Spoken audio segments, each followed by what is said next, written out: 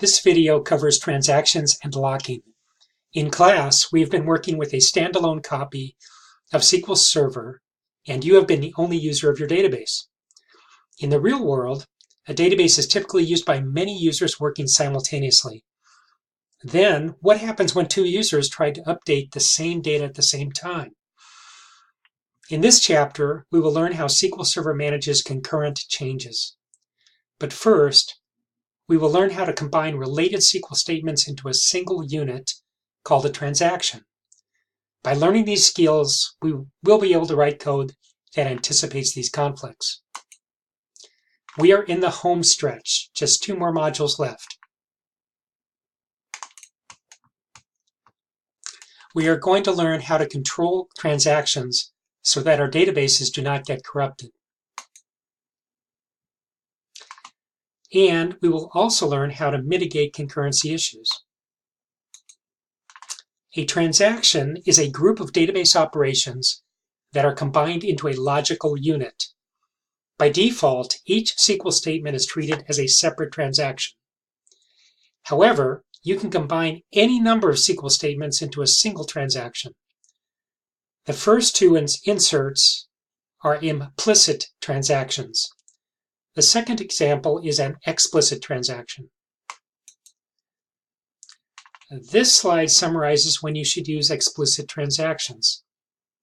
A classic example that illustrates the importance of transactions is a transfer between 2 accounts in a banking system.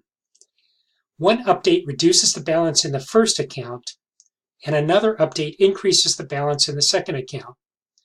If one of these updates fails, either the bank or the customer gets an unexpected windfall. Here is a summary of the SQL statements used to process transactions. The begin trans statements explicitly marks the starting point of a transaction.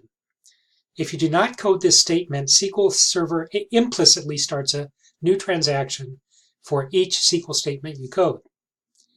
If the statement succeeds, the implicit transaction is committed automatically. This mode is called auto-commit mode.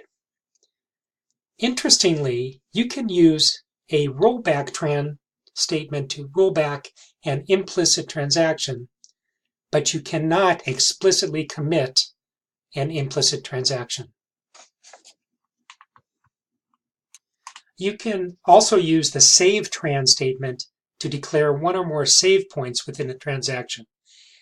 Then you can roll back part of a transaction by coding the save point name in the rollback trans statement. When you commit a transaction, the operation performed by the SQL statements become a permanent part of the database. Once you commit a transaction, it cannot be rolled back. In this example, we are inserting values into 2 tables, the invoices table and the invoice line items table. The invoice has 2 line items. If the first insert works, we capture the invoice ID and use it to insert values into the invoice line items table. However, if one or both of the last inserts fail, then the invoice and invoice line items tables will not match and the data in the database would be invalid. However, you can combine any number of SQL statements into a single transaction. In this example, a begin trans statement is executed before the first insert statement. Then, after all 3 insert statements are executed, a commit trans statement commits the changes to the database, making them permanent. Because these statements are coded within a try block, the commit trans is never executed if any of the insert statements fail. Instead, execution jumps into the catch block. This block executes a rollback trans statement to undo or roll back all of the changes made since the beginning of the transaction. Once you commit a transaction, you cannot roll it back. Likewise, once you roll a transaction back, you cannot commit it. First, let's look at what is currently in invoices and invoice line items tables.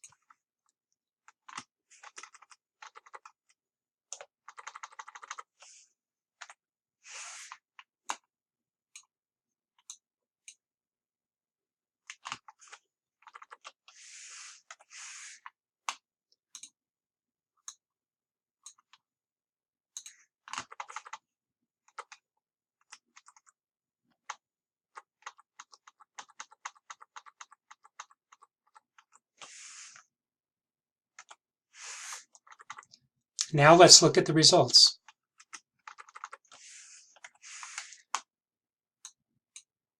So instead of just 2 invoices for vendor ID 34, we now have 3.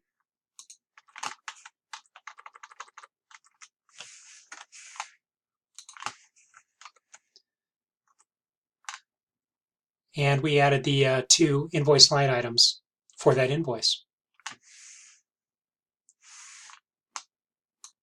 This script deletes the invoices for a particular vendor. If more than 1 invoice is affected, i.e. the row count is more than 1, then it rolls back the transaction.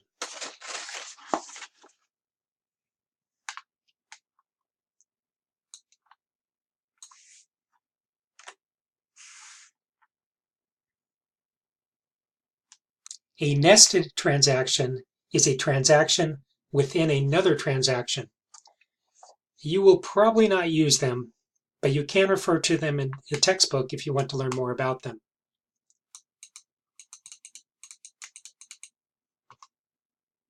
You can also create save points within a transaction by coding the save trans statement.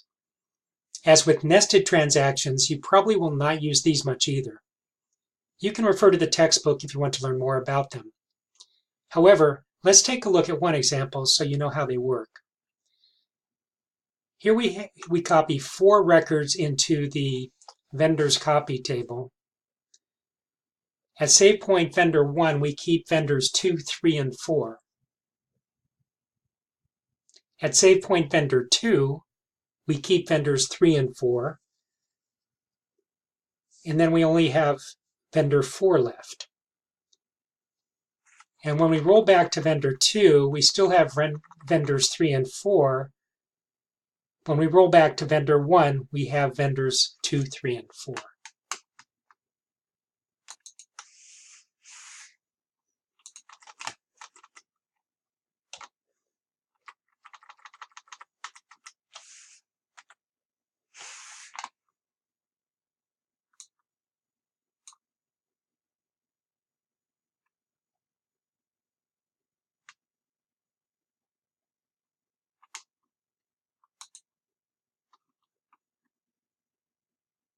When 2 or more users have access to the database, it is possible for them to be working with the same data at the same time.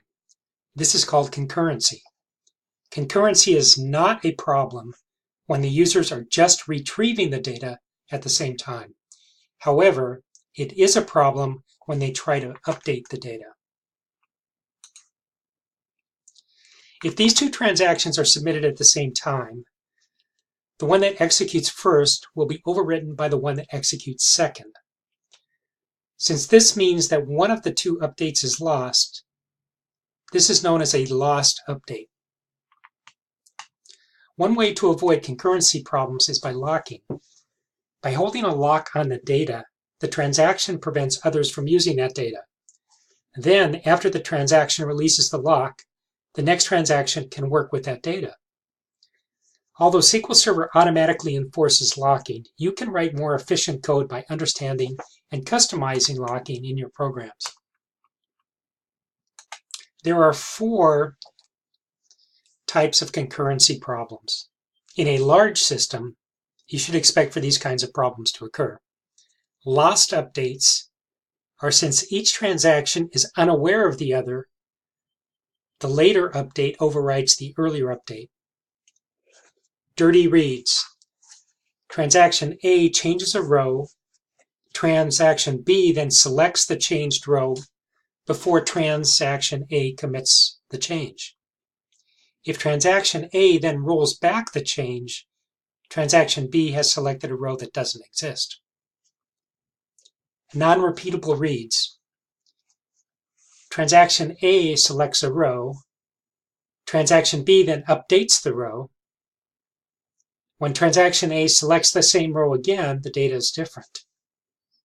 Phantom reads. Transaction A updates the payment total for each invoice that has a balance due.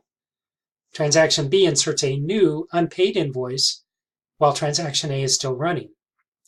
After transaction A finishes, there is still an invoice with a balance due. In general, you do not need to take any action except to anticipate the problem. In many cases, if the query is resubmitted, the problem goes away. In some systems, if resubmitting a transaction does not eliminate the problem, you need to account for these problems in your code. To do that, you can change the default locking behavior by setting the transaction isolation level. To change the default locking behavior, you use the set transaction isolation level statement to set the transaction isolation level for the current session. It controls the degree to which transactions are isolated from one another. The server isolates transactions by using more restrictive locking behavior. This table shows the 5 options and which concurrency problems they prevent. The default transaction isolation level is read committed. Query performance degrades with increasing restrictions. It is a trade-off. Select company name from customers with no lock is a query that essentially sets it to read uncommitted for the customer tables for this query. If your boss asked you to grab some quick data but the database was locked up with a big update, you could use with no lock to run the query. We'll continue this subject in another video.